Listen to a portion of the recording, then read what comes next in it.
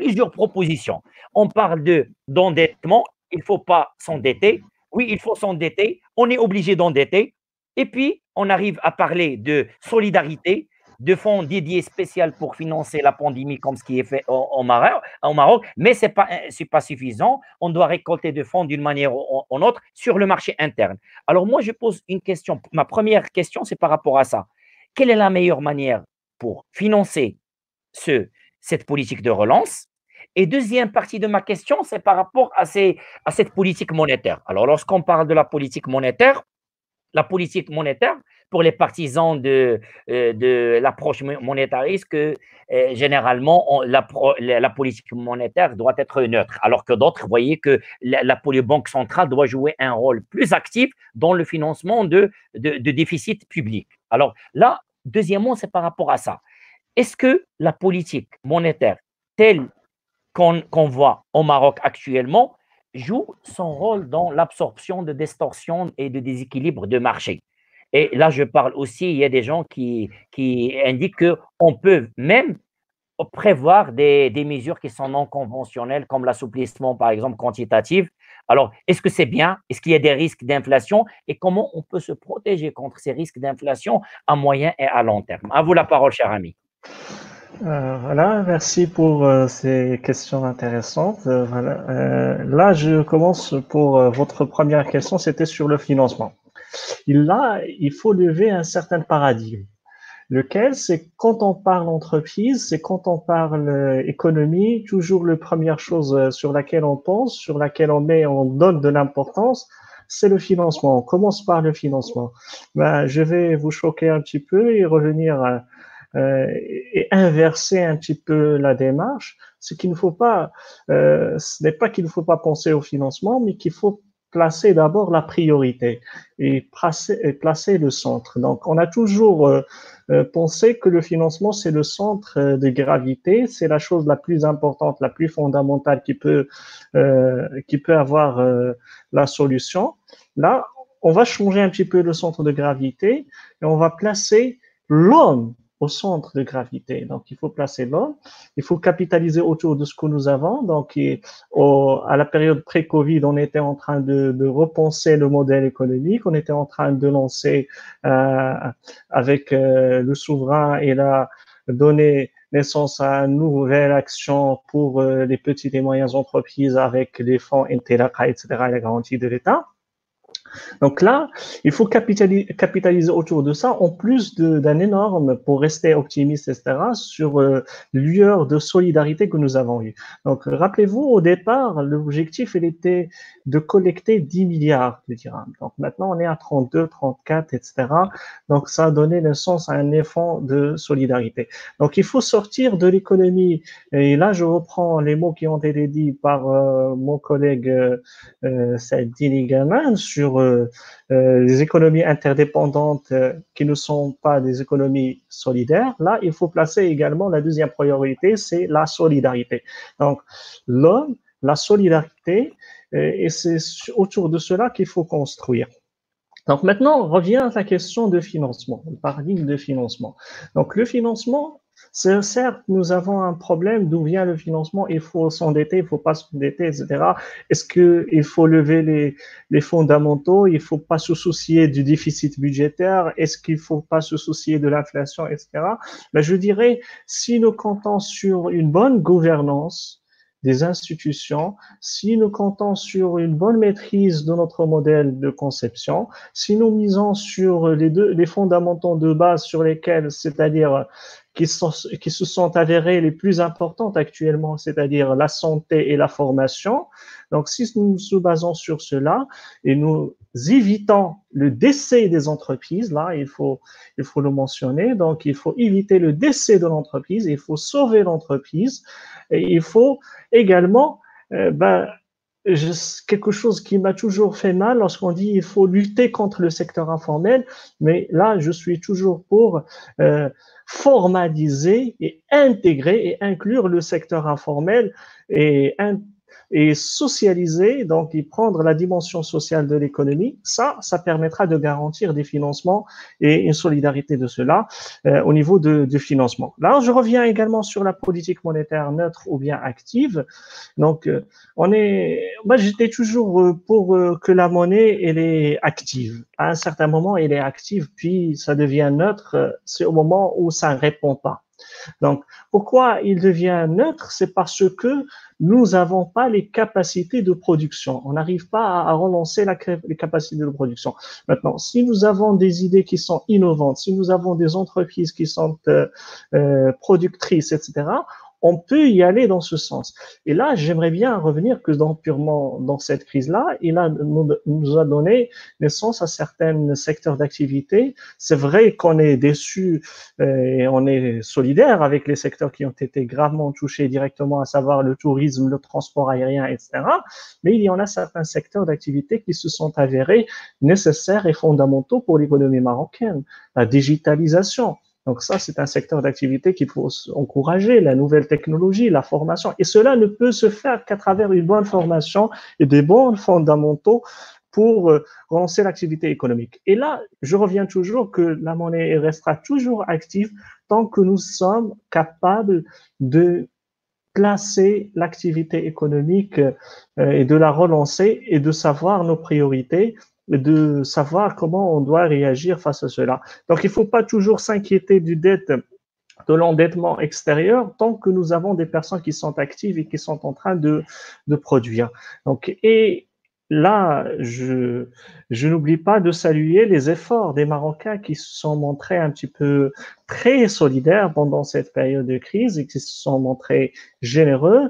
Il ne faut pas oublier l'importance de la société civile qui a été mobilisée, même qui a été voilà, sous contrainte du confinement. Et l'a fait avec ses outils, avec le travail à distance. Il y avait des gens qui ont été là pour sensibiliser, pour revenir à l'aide des personnes et des familles qui sont.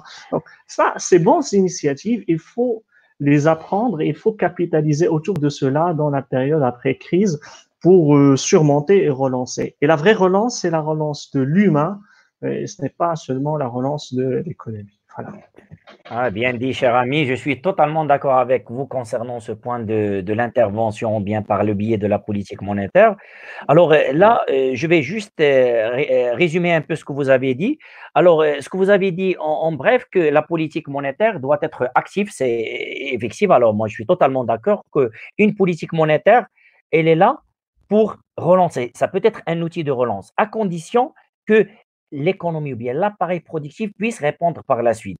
Si une politique monétaire expansionniste est engagée, mais l'économie ne répond par la suite, alors le problème sera au niveau des déficits publics, ce qui va créer par la suite des problèmes qui vont bloquer ou bien anéantir même l'effet de cette relance. Alors je suis totalement d'accord par rapport à ce point. Et pour ne pas s'approprier la parole, je passe directement à Rachid.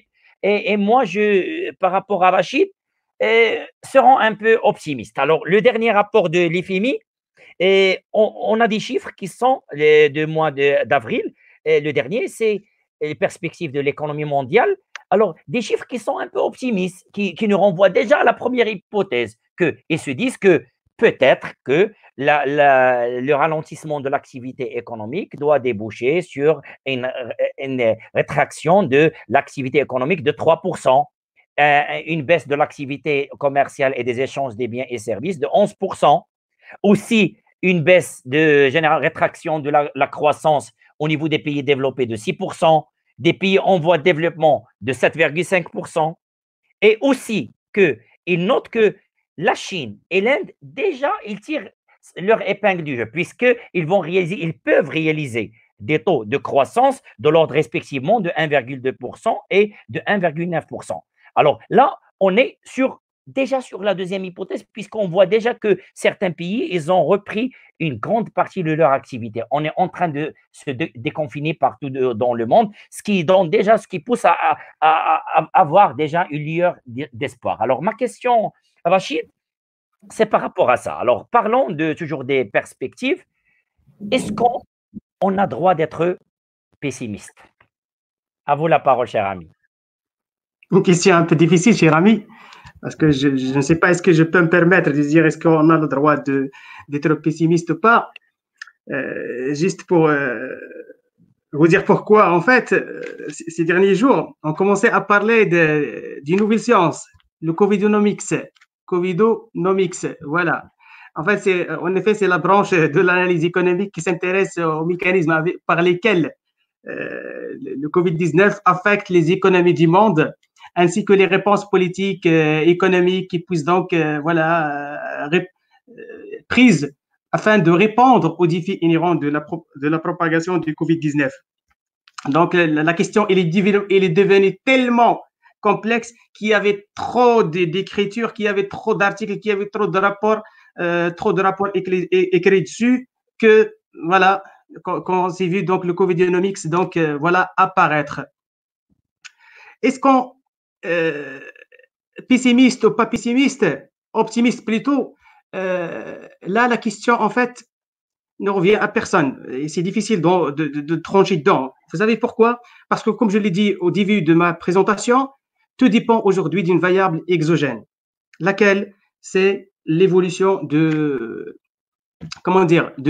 c'est la courbe de l'évolution du virus. Et tant que le vaccin n'est pas là, personne ne peut être optimiste par rapport à nos économies. Par contre,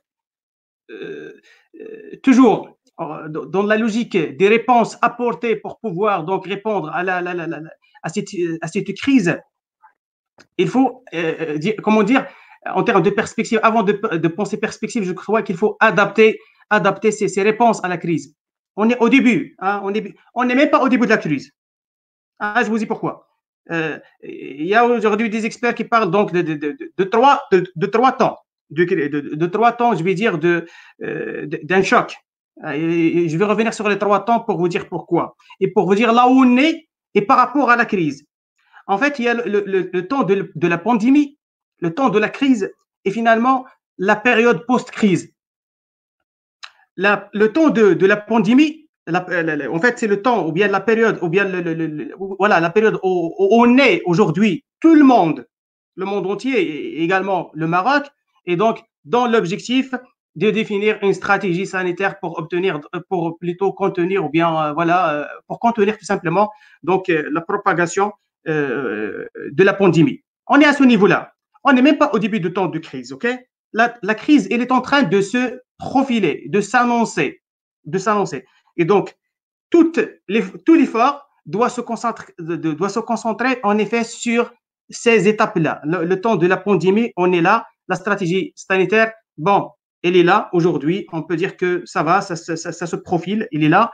Après, on est en temps de crise. Avec les mesures que je viens d'expliquer également dans ma deuxième présentation concernant les mesures budgétaires, etc., qui ont été prises par le Maroc, c'est dans le cadre en fait du redémarrage de la machine productive, c'est le temps de crise. Et là, on est en train de se préparer au temps de crise.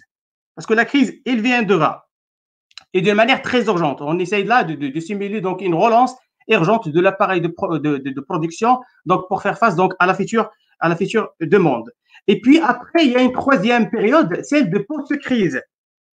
Donc, il faut penser, en fait, ces 3 post-crises, justement, dont l'objectif ultime sera, bien évidemment, de construire la résilience de l'économie marocaine et de toutes les économies en effet. Maintenant, la question, d'abord, avant de perspective, quelle issue? La question légitime, c'est quelle issue pour l'économie marocaine? Tout d'abord, sur le court terme, pour être très clair. Tout d'abord, sur le court terme. Sur le court terme, la discipline budgétaire affichée ces dernières années donc par l'État va certainement voler en éclats. Pourquoi? Parce qu'en attendant que l'économie nationale, tout simplement, en attendant que l'économie nationale se remette sur le chemin, je vais dire, de la croissance inclusive. Donc, voilà. Donc, la discipline budgétaire, ça c'est un.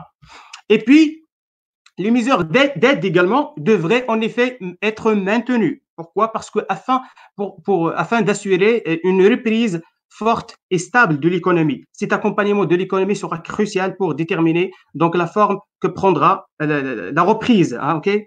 Le choc étant par nature donc temporaire, il pourrait donc être suivi par une reprise en V. Donc, c'est les acteurs économiques reprennent confiance et d'une part, mais également les mesures prises par les partenaires entraînent également des bonnes externalités sur l'économie nationale. Donc, ça va peut-être décoller. Donc, cette reprise, pour penser la reprise, et surtout du point de vue sectoriel, donc il faut essayer de même en termes de, je vais dire, en termes de mesures et en termes de ce que doit être fait, doit être pensé sectoriellement. Mais rappelez-vous, au départ, on a dit global. C'est pas pour aller à un secteur et oublier l'autre, mais juste pour expliquer comment les choses vont évoluer par la suite. Parce que là, il y a des secteurs qui sont liés donc à la demande interne ou à la demande locale et dont la reprise sera plus facile que les secteurs qui sont dépendants donc de la demande extérieure et donc qui est dépendant donc de l'évolution de l'économie au niveau international. À ce niveau-là sectoriel, qu'est-ce qu'il y a? On a des secteurs qui ne sont pas actuellement à l'arrêt de l'activité, ok, et qui vont donc pouvoir reprendre un rythme d'activité normal après le déconfinement. Je parle ici, par exemple, je note ici l'exemple des banques, le secteur agroalimentaire, la grande distribution, les grandes industries telles que le CEPO, la sidérurgie, etc. Ces secteurs-là, ils sont toujours en marche, donc ils ne sont pas vraiment, du point de vue activité, je parle, hein, pas du point de vue, ça veut dire activité, usine, etc., production, je veux dire. Et puis, il y a les secteurs qui sont liés à la demande étrangère et où le temps de latence, ou bien de la relance sera vraiment très lente. Pourquoi? Parce que tout simplement, ils dépendent des politiques de redémarrage des industries mondiales. Donc, il faut là concevoir peut-être une politique de promotion, surtout dans le cadre, parce que j'ai dit lié à l'étranger, donc je traite également le tourisme. Hein? Le tourisme qui pose problème aujourd'hui au Maroc, j'ai dit 7% de l'économie nationale. Donc, pour le tourisme, je crois qu'aujourd'hui, qu'il faut vraiment concevoir une politique de promotion du tourisme local, afin de lancer une vraie dynamique, parce que ça va vraiment prendre du temps pour qu'il puisse donc pour que la situation revienne à la normale, ok, pour qu'on puisse revenir à la normale. Des secteurs également il y a également des secteurs qui connaîtront des reconfigurations de leur marché et qui auront du mal à reprendre. C'est typiquement le cas de l'immobilier, là où il y a aujourd'hui donc une abondance de l'offre et où la majorité des experts donc recommandent un ajustement par les prix. Vous voyez là, c'est en fonction des secteurs. Il y a également des secteurs qui vont connaître donc un essor et une expansion, un boom, vraiment un boom. C'est le cas du digital. Ah, ok, le cas du digital, la santé et l'hygiène, voilà. Rachid, on en parlera de ça après lorsque je reviens sur les perspectives, d'accord? Okay. Alors, c'est ce que vous Alors, avez la question, dit. c'était par rapport à quoi? C'était par rapport aux perspectives, n'est-ce pas?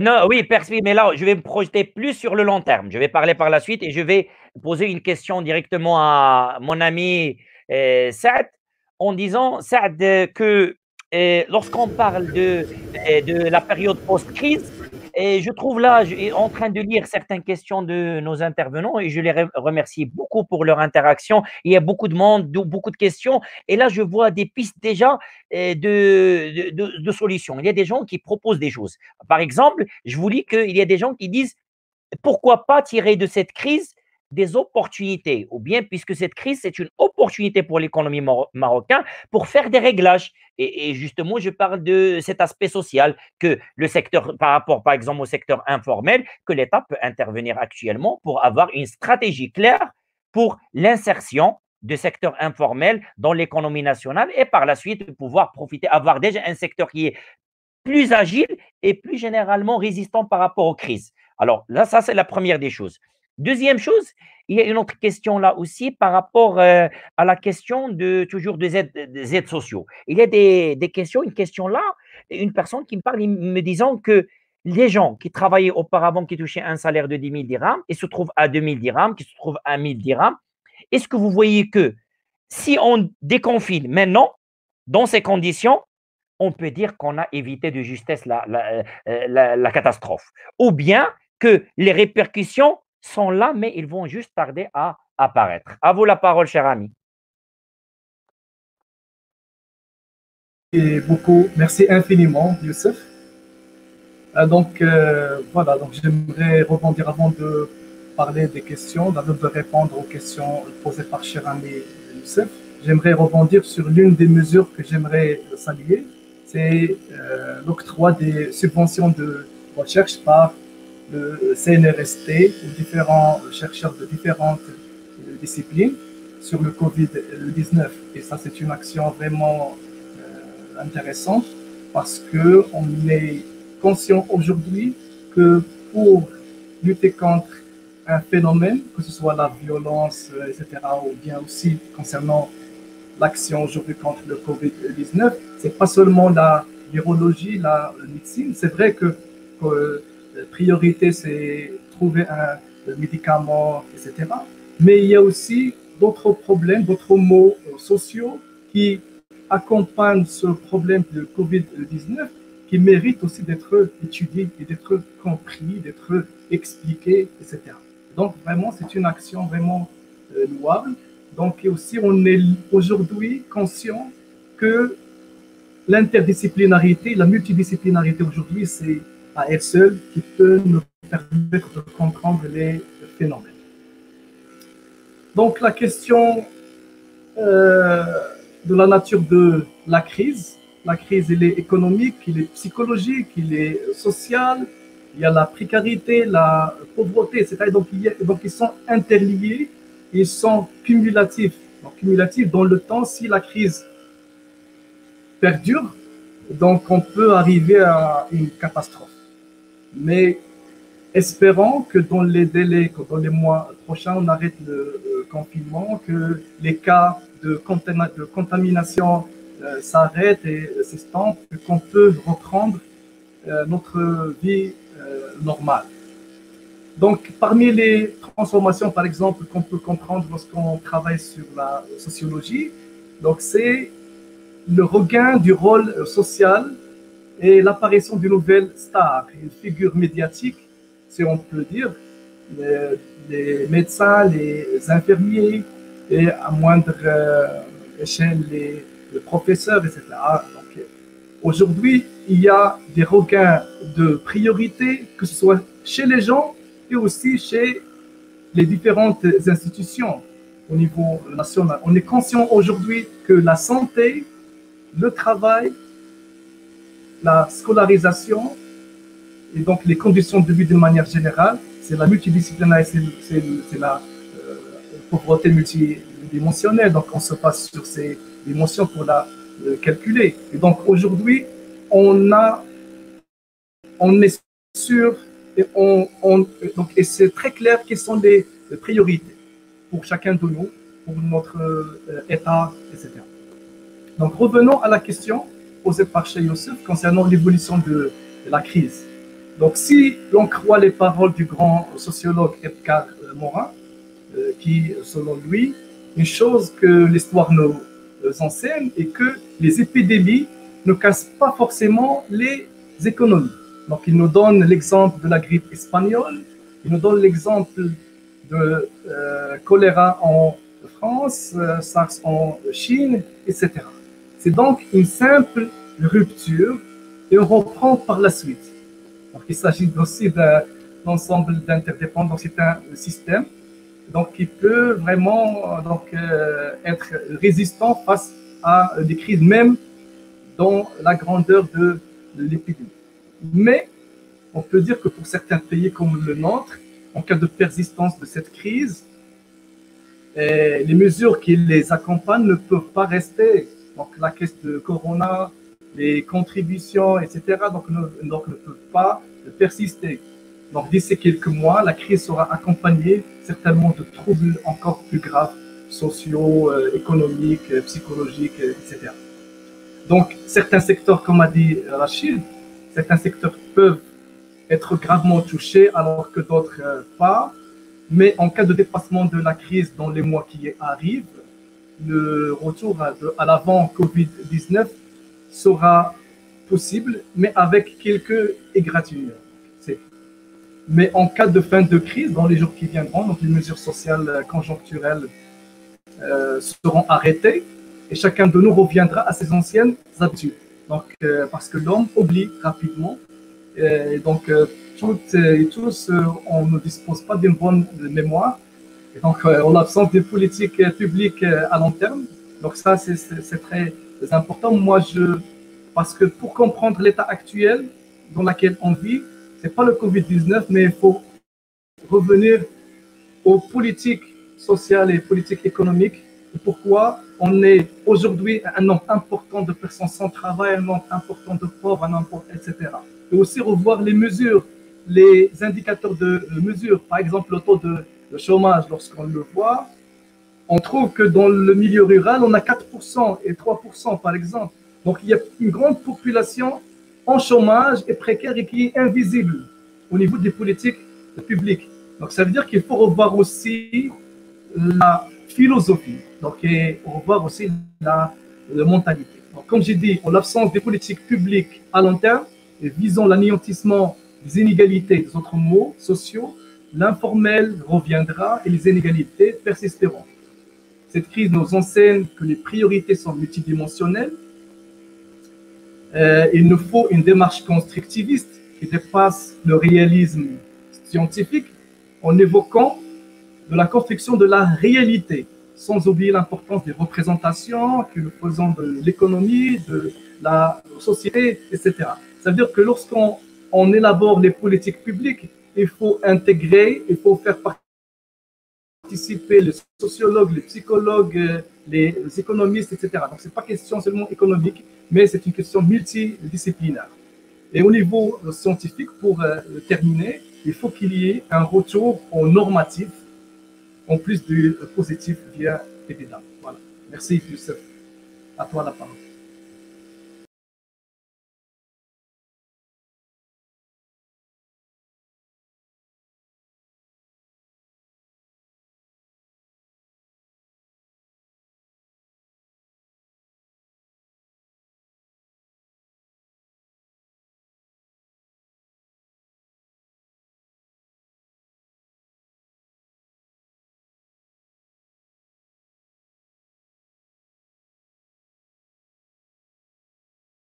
Pardon, il y avait un problème de son. Alors, par rapport, j'ai dit que je dois compléter ce qu'a dit notre ami Saadi, c'est très intéressant. Et moi, je complète juste par l'intérêt qu'on doit donner ou bien au secteur de santé et à l'enseignement. Je crois que si on parle pour les économistes, on dit que ce sont des secteurs qui sont budgétivores, ça veut dire qu'ils consomment beaucoup, mais qui ne produisent pas assez. C'est dans ce contexte qu'on a la certitude que ça sert à quelque chose d'investir dans ces secteurs. Et là, je parle de l'enseignement et de la santé, puisque la priorité dans ces circonstances, de revoir nos priorités et d'investir dans ce sens, puisque on est dans une situation où contenir l'impact économique de la pandémie revient à contenir déjà la pandémie en elle-même. Ça veut dire avoir un système de santé qui est efficace. Et là, je reviens sur les investissements de l'État. Est-ce qu'on investit assez pour avoir généralement un secteur si puissant pour pouvoir affronter ce type de crise?